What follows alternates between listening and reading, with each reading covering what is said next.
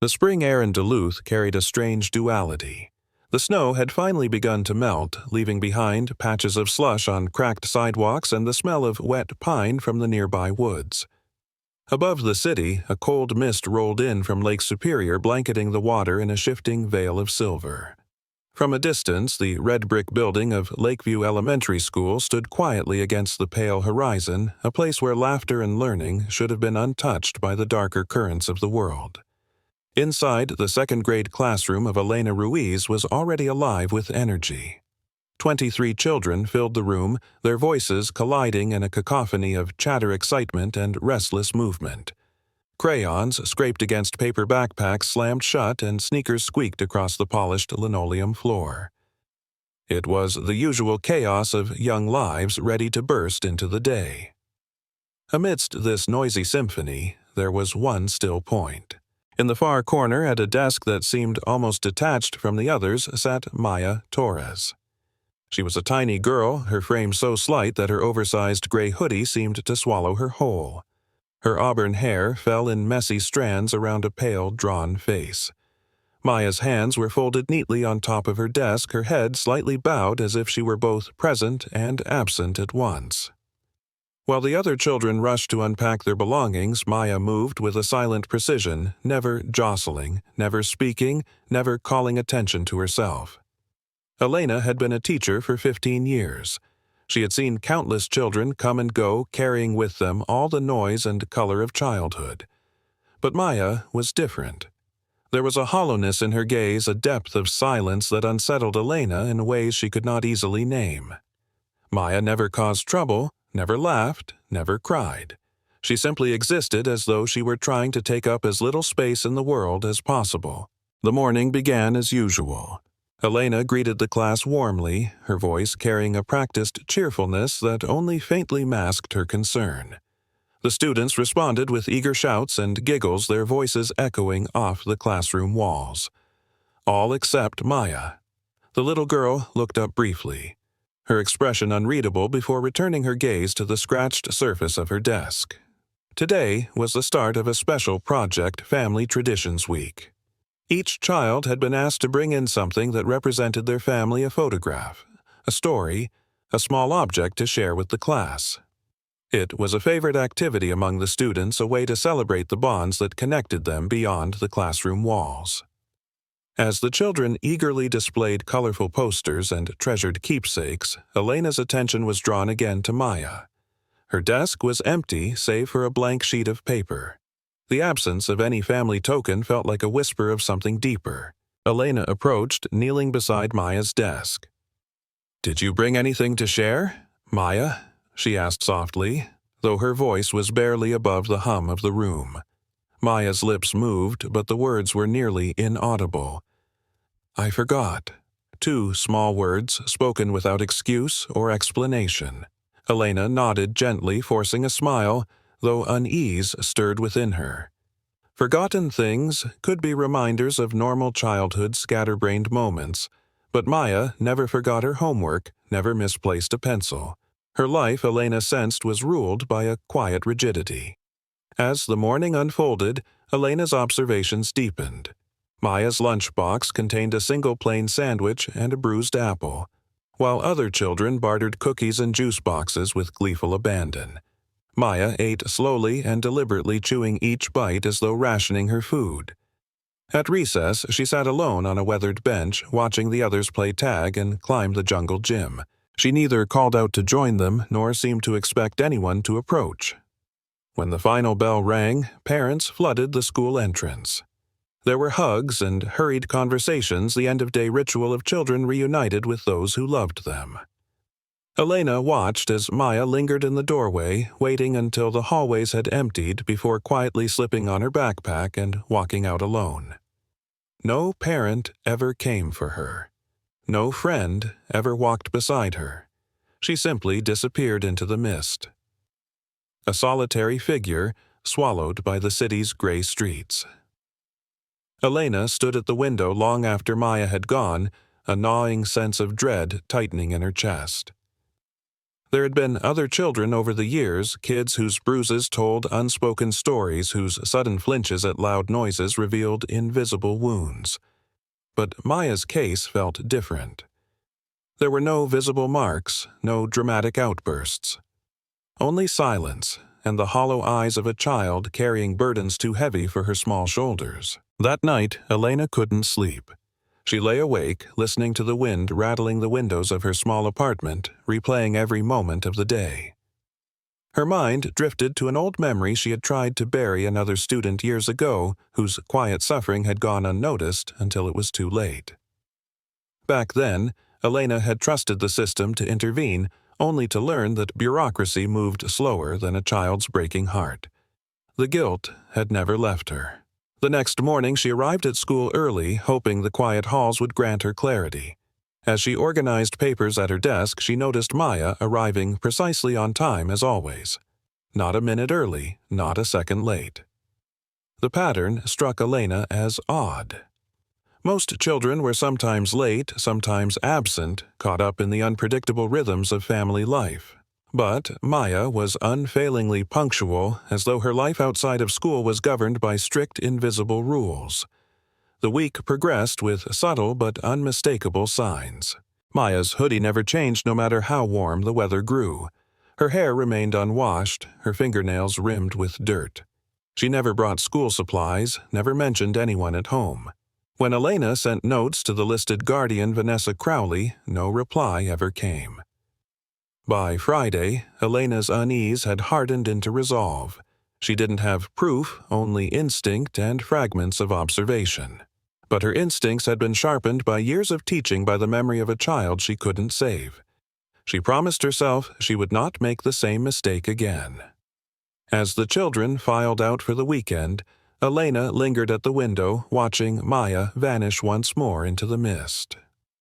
Somewhere beyond those gray streets, a truth waited to be uncovered. Elena knew that finding it might change everything for both Maya and herself. If you're listening and want to follow this story as it unfolds, don't forget to subscribe to our channel for more chapters and updates. Your support helps bring these stories to life. The mist outside thickened, curling like smoke around the lampposts. In the gathering darkness, Elena Ruiz made a silent vow whatever secrets Maya carried, she would not remain silent forever. The following week unfolded beneath a gray sky heavy with clouds, the kind of sky that made Duluth's streets feel endless and tired. The lake was a sheet of dull steel waves rolling slowly beneath the mist. Within the walls of Lakeview Elementary, the world of children spun on bright and noisy, a fragile bubble floating above a darker reality. For Elena Ruiz, the days became a pattern of quiet watching. She observed Maya Torres as one might watch a shadow move across a room, careful, unobtrusive, yet deeply aware of its presence. With every passing day, Elena collected fragments of behavior, small and seemingly inconsequential details that together painted a troubling picture. Maya never played during recess. While the other children shrieked with laughter and ran through the playground, Maya sat on the same worn wooden bench near the fence, her knees drawn to her chest, eyes fixed on a distant point. She never waved when a friend called out, never seemed to notice the games around her. It was as though she lived behind a pane of glass, observing life without taking part in it. At lunchtime, the pattern grew clearer. Maya's lunch was always the same: a plain sandwich wrapped in wax paper, a bruised piece of fruit, and a small bottle of water. No notes from home, no colorful juice boxes or little surprises tucked inside like the other children had. She ate with a deliberate, measured pace, chewing slowly, eyes darting toward the trash can as though counting each bite. It was the ritual of someone used to scarcity. Elena's unease sharpened into something heavier when she noticed Maya's clothing. The gray hoodie never changed. Even as spring inched closer and the days grew warmer, Maya kept it zipped to her chin sleeves, covering her small hands. Elena saw the faint outline of dirt beneath Maya's fingernails, the tangle of unwashed hair that framed her face. These were signs that no attentive adult would overlook, signs that whispered of neglect. By midweek, Elena decided to take action. She gathered her notes and approached Greg Harding, the school principal, a man whose tidy office and clipped tone mirrored his desire for order above all else. Standing before his desk, Elena carefully presented what she had observed. She spoke of Maya's isolation, her unchanged clothing, her lack of supplies, and the mysterious absence of any parental presence. Greg listened with a polite detachment, his hands folded neatly atop a stack of administrative forms. When Elena finished, he sighed a soft, weary sound that seemed to carry more bureaucracy than concern. "Elena," he began, his voice measured, "I understand your worry. But without concrete evidence, physical signs of abuse, or a direct statement from the child, our hands are tied. We can't risk making accusations without proof. You remember what happened last year when a teacher reported a case prematurely." Elena did remember. The scandal had rocked the district, a false report leading to legal action and public outrage. But as she stood there recalling Maya's hollow eyes, Elena knew this was different. She tried to press her case, but Greg's expression remained firm. His words final. "Document your observations, schedule a parent-teacher conference. Follow the proper channels. That's the best we can do." Frustration coiled tightly inside Elena's chest as she left the office. Proper channels, paperwork, meetings. Meanwhile, a child might be suffering alone. She thought of the student from years ago, the one she had lost because she trusted the system to move swiftly. She could still see that small, lifeless face in her dreams. Determined to try another route, Elena turned to Leah Park, the school counselor and one of the few colleagues she truly trusted. Leah was meticulous and compassionate, someone who understood that rules could not always capture the truth of a child's life. Together, they sat in the counselor's office, poring over Maya's student file. The file was thin, far too thin for a child enrolled since the start of the school year. There were inconsistencies that made Leah frown. 2 different addresses were listed, one crossed out hastily. The name of Maya's listed guardian, Vanessa Crowley, did not match the last name of Maya's mother, Maya Torres. Emergency contact numbers led to dead ends, and the caseworker assigned to Maya, Eric Holt, had resigned suddenly in January, leaving behind incomplete reports. "This doesn't make sense," Leah murmured, tracing the mismatched addresses with a fingertip. "It's like someone was trying to erase a trail." The words settled over Elena like cold mist. Someone was trying to hide Maya, not just neglect her. This was more than poverty or a struggling household. This felt deliberate. For the rest of the week, Elena watched with even keener eyes. On Thursday afternoon, a subtle incident confirmed her fears. One of the boys, in a moment of playground kindness, offered Maya a brightly wrapped piece of candy. Maya's reaction was startling. She recoiled, eyes wide with something close to terror, glancing quickly around the yard as if expecting punishment. Then she shook her head violently and backed away. The image haunted Elena for the rest of the day. This was not a child who simply disliked sweets. This was fear, conditioned and deep. Something or someone had taught Maya that even small joys were dangerous. Friday came with an edge of decision. Elena called the emergency number listed in Maya's file 3 times. No one answered. She left messages that went unreturned. Each unanswered call felt like a door slamming shut. As the final bell rang, the usual rush of parents filled the school entrance. Children ran into waiting arms, chatter and laughter spilling into the hallways. Once again, Maya lingered until the building emptied. She slipped out alone, disappearing down the street like a ghost. Elena stood at the window, her resolve crystallizing. She could no longer wait for paperwork or official protocols. If no one would come forward to protect Maya, she would have to do it herself. The mist outside thickened as dusk settled over the city. Somewhere beyond those streets lay answers that would demand a price to uncover. Elena knew that crossing this line meant leaving safety behind, but the memory of that other child, the one she could not save, pushed her forward.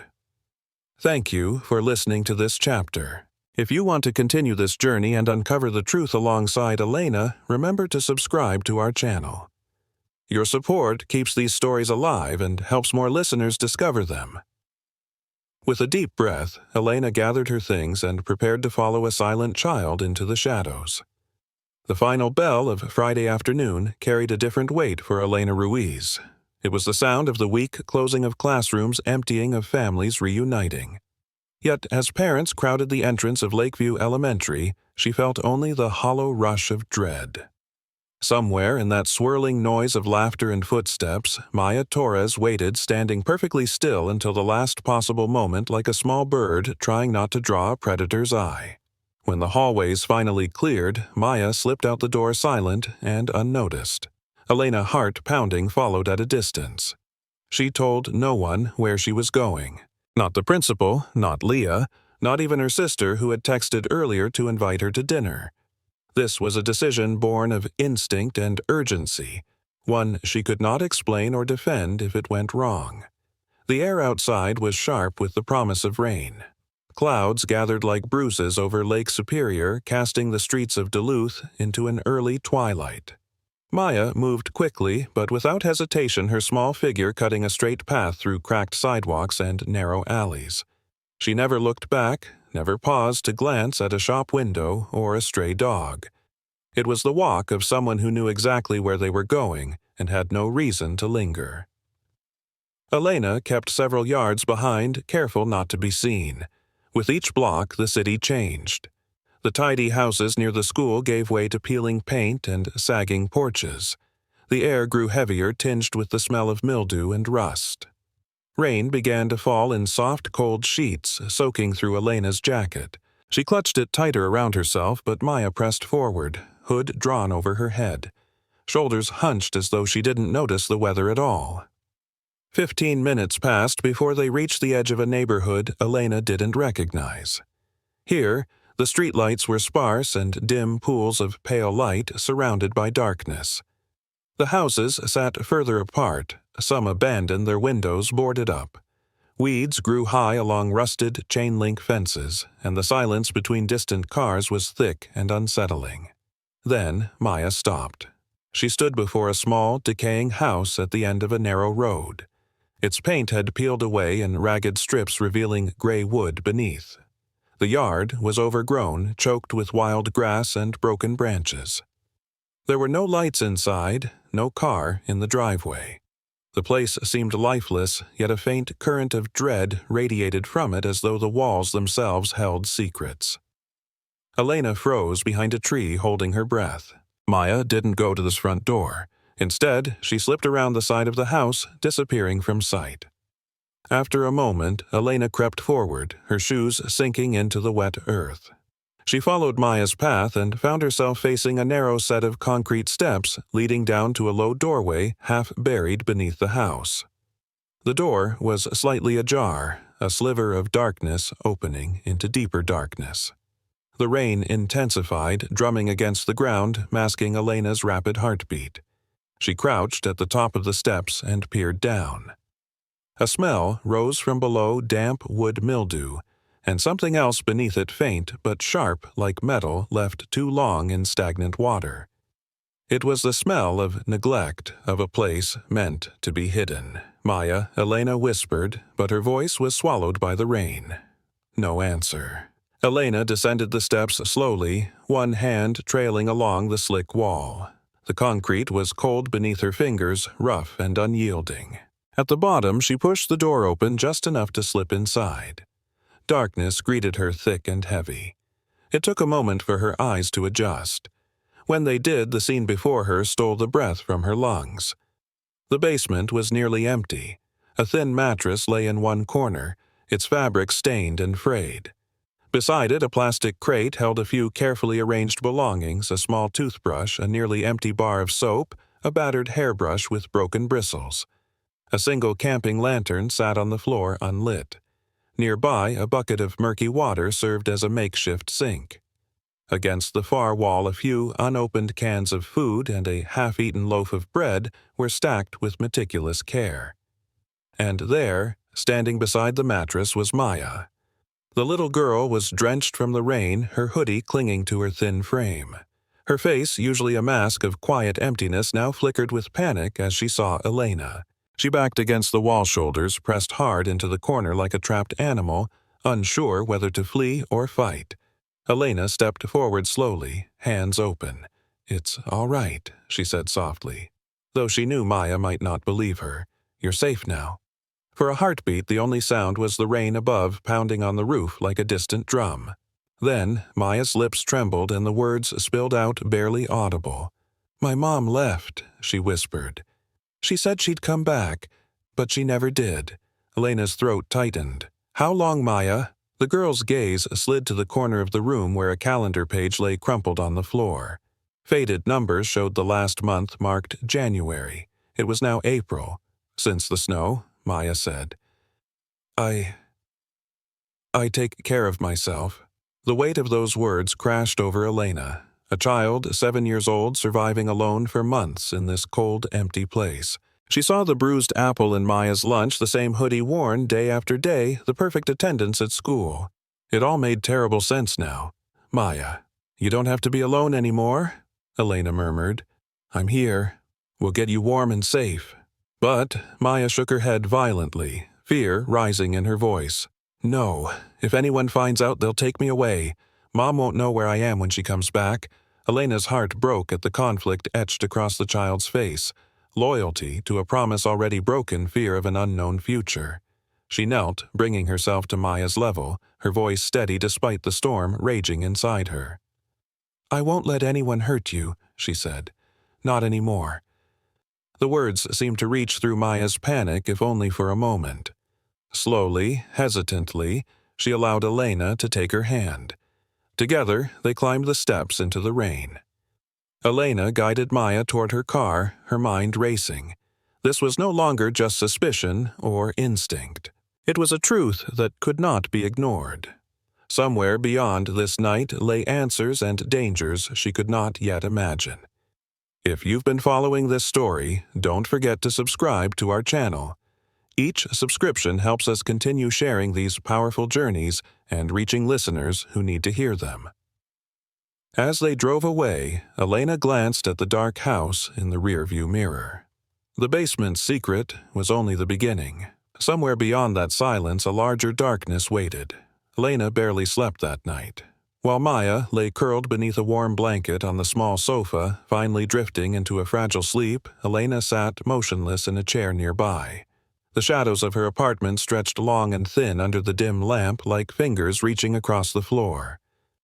Outside, the rain had slowed to a mist, wrapping the city in an eerie quiet. Elena kept her gaze on the child, watching the rhythmic rise and fall of her breathing, as though vigilance alone could keep her safe. The revelation of this basement lingered like a ghost in her mind. She could still smell the mildew, the stale air, and the faint trace of fear that seemed embedded in the walls.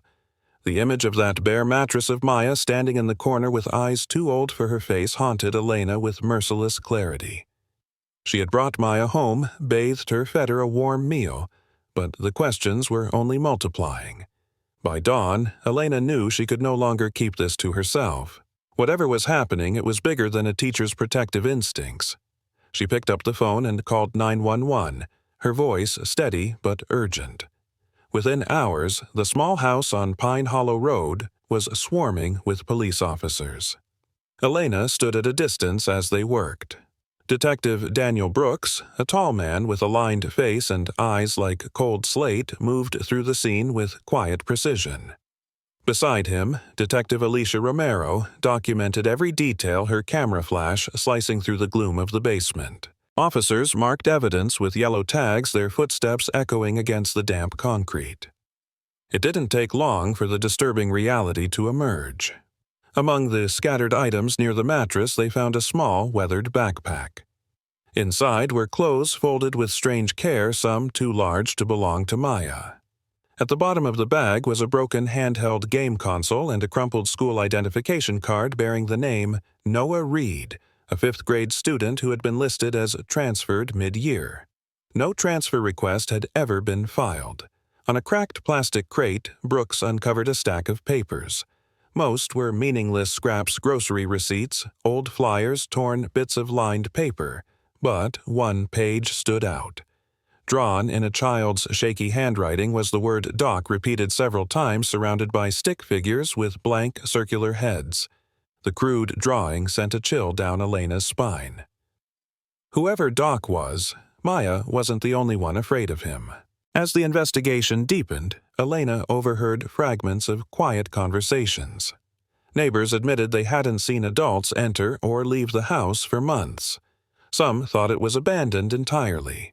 A few had noticed Maya walking alone in the evenings but assumed she was visiting relatives nearby. No one had asked questions. No one had intervened.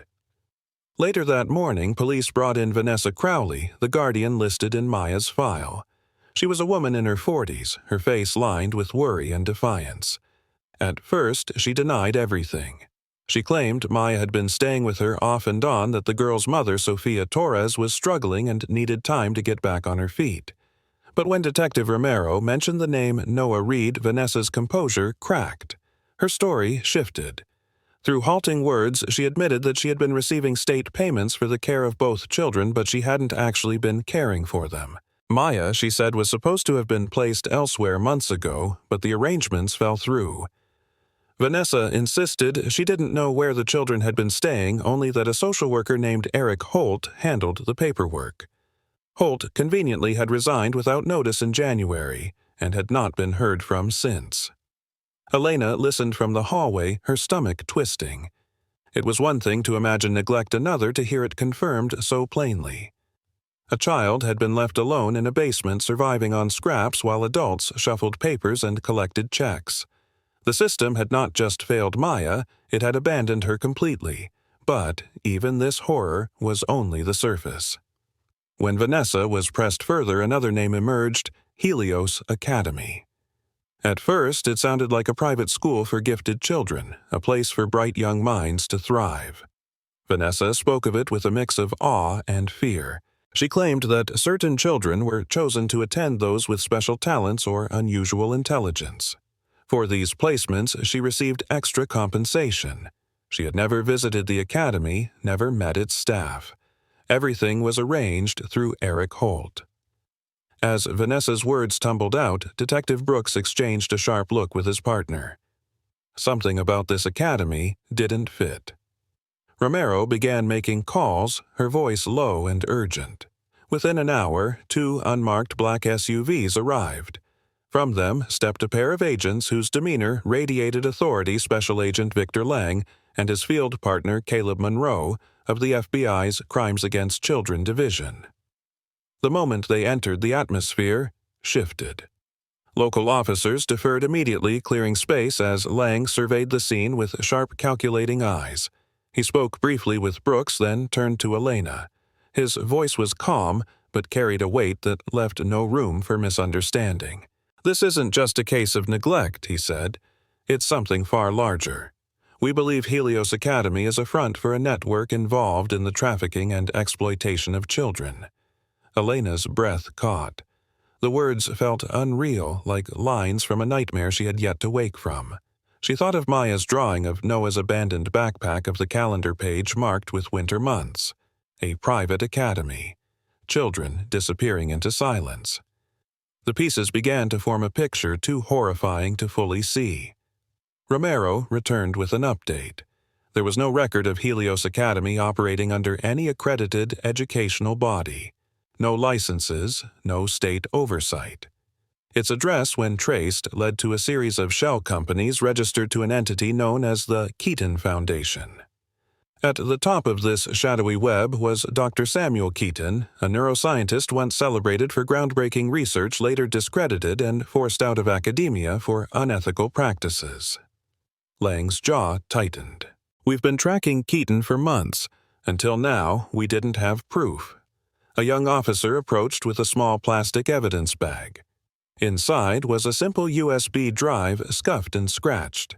It had been hidden beneath a loose floorboard near the mattress. Lang took it carefully, his expression darkening, as if he already understood its potential significance. "This," he said, "could tell us where the missing children are." Elena watched as the drive disappeared into a secure case. Her pulse pounded in her ears. The basement, the silence, The neglect, these were only the beginning. Maya's suffering was a single thread in a vast, tangled web. As the agents prepared to leave, Lang turned to Elena once more. "Thank you for bringing this forward," he said. "But I need you to understand what happens next will be dangerous. Stay close to the child. Keep her safe. We'll handle the rest." Elena nodded, though fear gripped her like ice. She glanced at Maya, who stood quietly beside her, unaware of the storm gathering around them. The name Helios echoed in Elena's mind as she held Maya's small hand. Somewhere out there behind closed doors and false promises, other children were waiting. And time was running out. The following days moved like a storm, gathering in secret. While the city above went about its ordinary routines, children laughing in playgrounds, cars lining up at traffic lights, families eating dinner behind warm windows, the world beneath was shifting. In the secure walls of a federal office, the USB drive recovered from the basement became the key to a labyrinth no one had dared to map. Elena sat quietly in a corner of the conference room, her hands wrapped tightly around a cup of untouched coffee. Across from her, Special Agent Victor Lang and his partner, Caleb Monroe, watched as a technician projected the contents of the drive onto a screen. The files appeared in a cascade of coded folders, their cold precision a stark contrast to the horror they represented. What emerged was worse than anyone expected. The drive contained a list of 17 names, each belonging to a child officially documented as transferred adopted or returned to a rehabilitated parent. Alongside the names were dates, locations, and notes written in a style too methodical to be anything but deliberate. At the top of the list was a location marked only by coordinates, a small, unregistered island in the middle of Lake Superior, a place locals referred to in hushed tones as Blackbird Island. Aerial photographs revealed a sleek, modern structure surrounded by dense forest. On the surface, it appeared to be a private research retreat, isolated and innocuous. But the files told a different story. Beneath the main building, there were detailed schematics of 5 underground levels, each labeled with chilling simplicity. Dormitory assessment, enhancement, storage control. Caleb's voice was low and measured as he explained what they were seeing. "This isn't just a school, it's a facility built to contain and manipulate children. Whoever designed it knew exactly how to hide in plain sight." Elena's breath caught as she scanned the images. She imagined Maya's small form in one of those sterile rooms, and the thought made her chest ache. But Maya had escaped almost by accident. The others were still trapped, their voices swallowed by stone and silence. Victor Lang outlined the plan. The operation had to be swift and silent.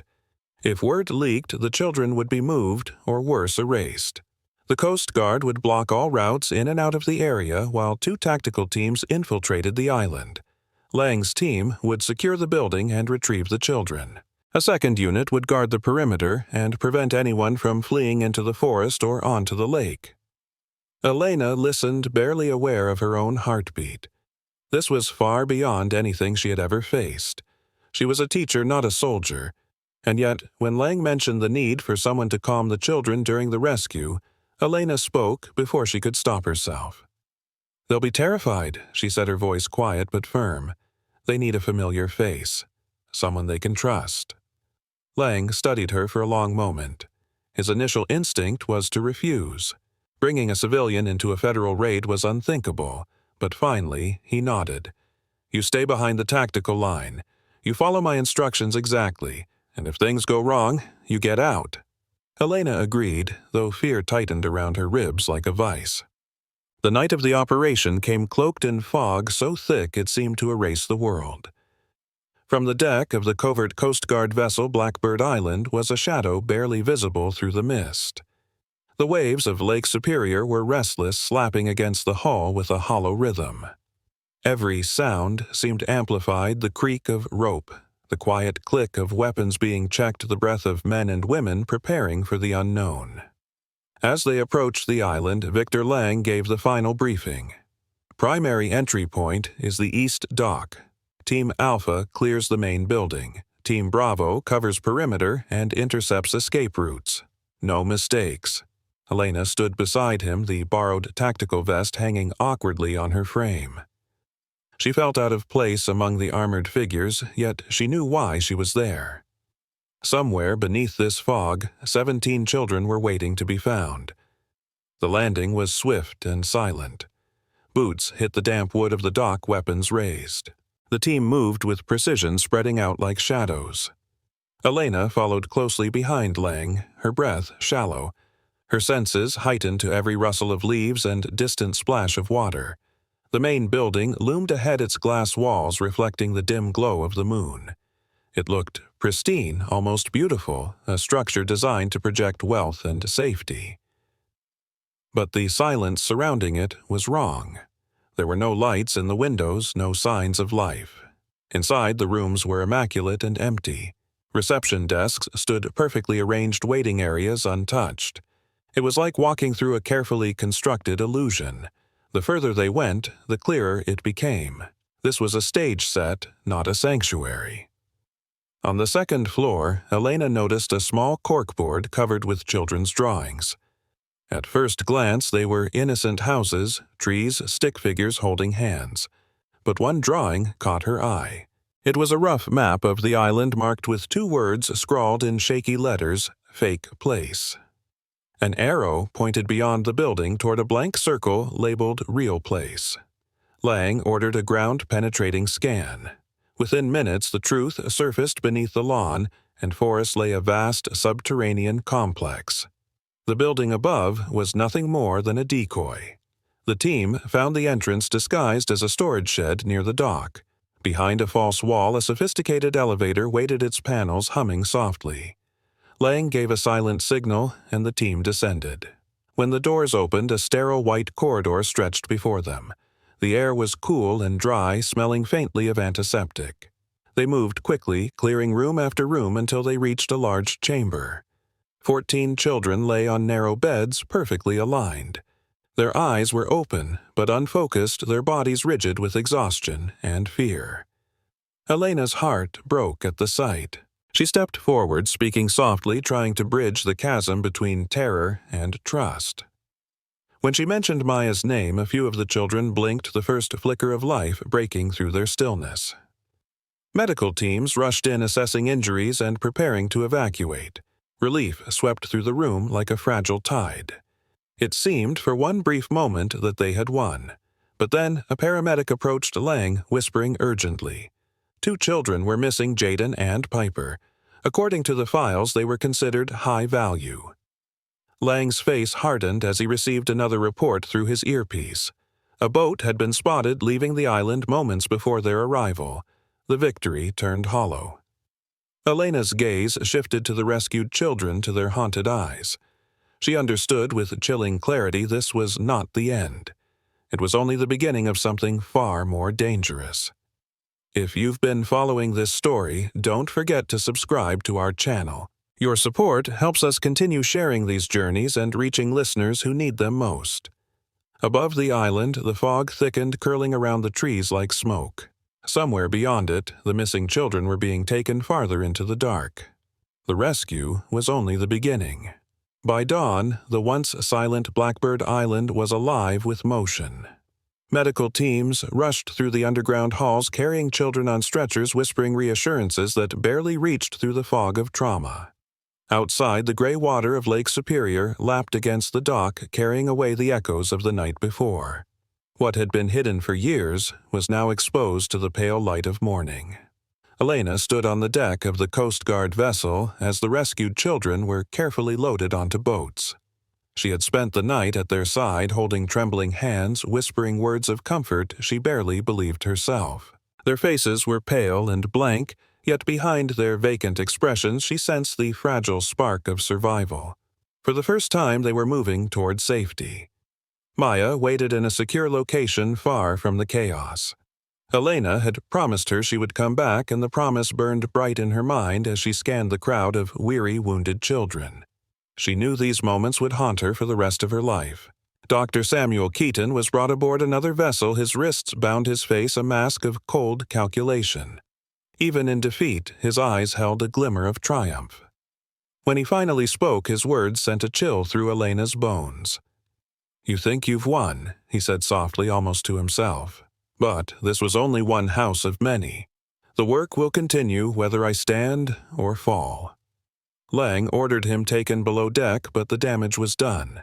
His words lingered like a poisonous fog, a reminder that the battle was far from over. In the weeks that followed, the story exploded across national headlines. News anchors spoke of bravery and tragedy of a hidden network uncovered in the heart of America. Families across the country watched in disbelief as images of Blackbird Island flickered across their screens. Politicians promised reforms, investigations, and justice. For Elena, the noise of the outside world barely registered. Her focus remained on the children, especially Maya. The little girl had been placed with a loving foster family, the Myers, who specialized in caring for children who had survived trauma. Maya began to smile again tentatively at first, then with a light that grew stronger each day. She still clung to Elena's hand whenever they met, but the shadows in her eyes were slowly receding.